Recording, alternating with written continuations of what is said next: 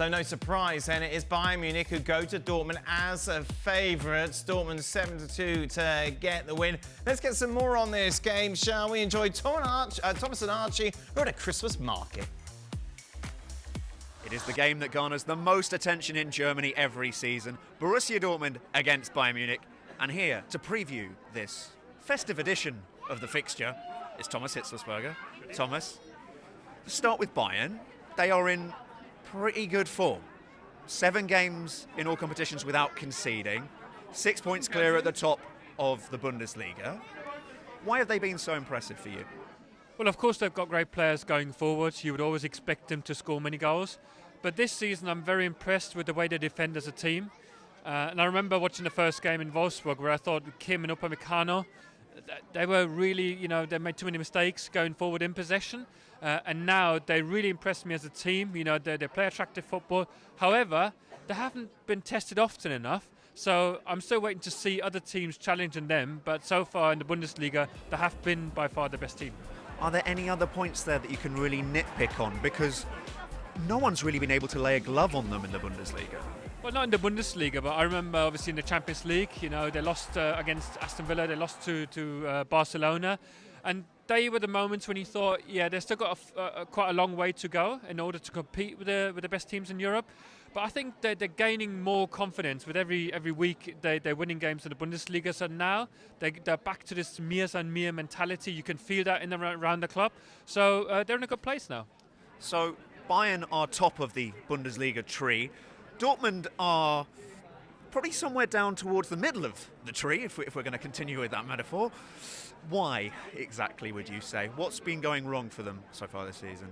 It's difficult to say because you have games where you watch them and you think, like, this is a really good Dortmund side. Of course, Nuri Sahin came in as a new manager.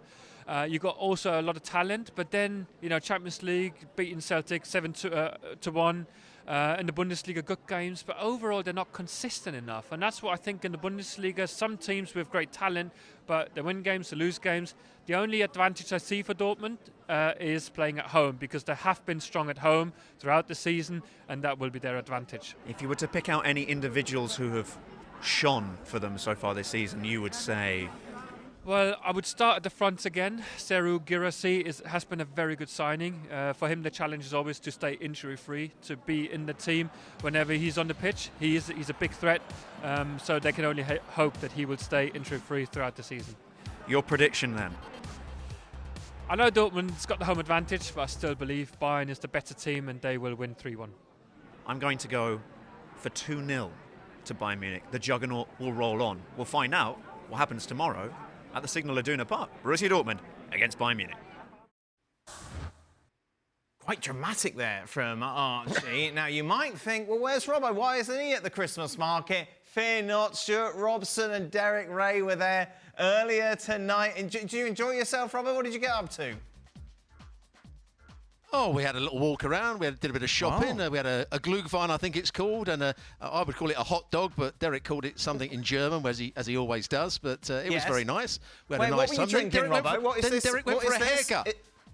Wait, no, where's this? It's right, mulled wine, I think it's called in England. Oh, mulled wine, very nice. Okay, that's nice. Keep you nice and warm. Yeah. And then the second thing, you had a hot dog, which is a bratwurst, was it? Yep. There we go. Yeah, bratwurst, we had done that. And then Derek left me and had a haircut. And I mean, you should see the haircut. It's an absolute rascal. Wait till you see him tomorrow. Why didn't he take you with him? Why didn't he take you with him, Robbo? No. He invited me in, and I didn't want to get jealous, and I thought, there's no way I can go into a Turkish barber's, and say, can I have a haircut, please? So I went back to the hotel and went for a little sleep. There we go. Oh, lovely. Well, a bit mulled wine. What a lovely life, Robbo. OK, now, for people who don't normally watch German football, Robbo, they might think, what's the appeal of Dortmund, considering, obviously, we've seen stars like Bellingham, Haaland, Pulisic there in the past. What's the draw for me as a neutral to watch this game? Nearly 80,000 people. The atmosphere will be absolutely fantastic. And what you have to remember about Dortmund is they're inconsistent. Now, while they can be inconsistent in a bad way, they can also be inconsistent in a good way. Remember, they gave Real Madrid a great game in the Champions League final at Wembley only a few months ago. They beat Bayern Munich in Munich at the end of last season with a very good performance. Guirassy, who you just heard them talk about, is a very good centre-forward, one of the best centre-forwards, I would say, in European football, with his pace and his ability to run in behind people. And they've got some good players. Gittins can go past people. So they have got quality. They just need to put it all together, which they don't do enough. They can still be hopeless defensively, but I just think they will give Bayern Munich a game tomorrow. How high is Gittins' ceiling, Robbo? I think it's very high. I think he's a player that has got all the attributes. You know, we're going to see Elise probably play for Bayern Munich on the right wing. Well, Gittins has got as much talent as Elise. He can go past people. He's quick. He's a good crosser of the ball. I think he just needs a better end product. But on his day, he's a very, very good player. Hopefully we see him tomorrow at his best. Now, it's interesting, obviously, Archie was talking to Thomas about Bayern Munich looking strong in the league. Then Thomas rightly brought up, for example, obviously, the defeats against Villa and Barcelona, where you would question Bayern's defence. This is what Upamecano had to say about the improvements that he's seen this season so far regarding the back that Bayern have. This is what he said: I think we have adapted very well to the style of play that our coach expects. We are looking to play as a team. If you watch our games, it's not just the defenders who are defending, it's the offensive players too who help us out.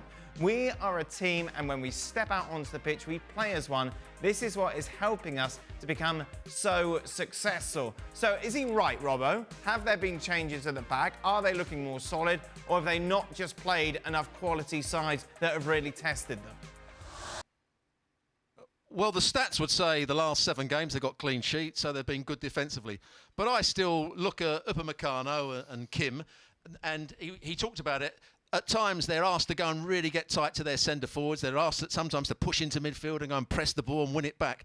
But I've seen on numerous occasions, remember the goal that Barcelona scored, the first one, Rafinha, where the 2 centre-halves pushed into midfield. Rafinha makes the run, and the player that's going back past his centre-backs was Kimmich, who's not particularly athletic. And that's a problem. It happened in the last couple of games, and they got away with it against PSG. And remember, they were caught on the counter-attack on numerous occasions against Eintracht Frankfurt when Marmoush played brilliantly on that occasion. So I don't think they're quite as good defensively or not as well organised as the stats are telling us at the moment, because I don't think when they've been in the Bundesliga, they haven't really been tested. In the Champions League, they have been tested by Barcelona, you know, and they didn't play particularly well on that game. And Aston Villa, you know, got in behind them and scored the goal where Manuel Neuer was coming out of his box. But overall, I think they're a very good side, but they're not a great side at the moment. Yeah, and this will be a good test for them, shan't we? Talk about the quality, you talk about the home form that Dortmund bring to the table. It's nicely poised, isn't it? It is. Better poised than you would have thought coming to this season, and that's primarily down to, as you mentioned, Dan, Dortmund's home form. On the road, they still just struggle. I still feel that Dortmund have almost saved the best version of themselves for the Champions League as well. I just feel that these two, kind of given where we've come to expect, both Borussia Dortmund and Bayern Munich over the last 4 or 5 years, these two teams are, neither of them are as good as we expect, as we know them to be. But still, I think this is a Bayern team that are trending very much in a better direction than Dortmund. And so pound for pound, the better team gets the job, but only just. As much as this is a big test for Bayern Munich, I think even so for Borussia Dortmund at home, where they've been good, but I still feel that Dortmund are the team that are far more flawed. Oh, Don is still with us. Don, congratulations for making it this far in a show, obviously. That's a first for a while. What do you make of this game? Thank you very much. That'll be a good game. I've done the Bayern game against PSG midweek, and the difference was when Guerreiro's been playing at right back for Bayern, he's been nowhere near because he's a left-sided player, obviously former Dortmund player, and they play Konrad Laimer at right back, a slimmed-down Goretzka now who looks really, really fit, who's starting to play. And I've got to say, Kingsley Coman was by far the best player on the pitch. I mean, Dembele got sent off, which was never a second yellow card, in my opinion. But I think on Upamecano, he is defending well, but I think what Vincent Kompany's done to him is he's simplified his game, because Upamecano, with all due respect, is not a ball-playing centre-half. When he tries to be a little bit clever and a bit flicky, he makes a lot of mistakes. So he's simplifying his game, and you ask him to defend 1v1s, he's a lot better. And you talk about Dortmund's attack. I mean, they're super quick if the three-player up front that we think's going to play. So it will be a test for Bayern, but I've got to say, Bayern, I think, have been really good, and they really impressed me against PSG. As I said, especially Kingsley Coman. Zane played on the right-hand side and was drifting inside onto his left foot. Kane looked a little bit off it in the PSG game. He looked a little bit slow, a little bit leggy. So, yeah, I think he'll need a performance. He's been great all season, but he looked a little bit tired in that game. So hopefully, for his point of view and Bayern's sake, he can get fired at the weekend. Let's take a look then, shall we, everyone's predictions as we look ahead to the Classic, which of course is live on ESPN+. Everyone is going for a Bayern Munich victory to break that undefeated run for Borussia Dortmund at home.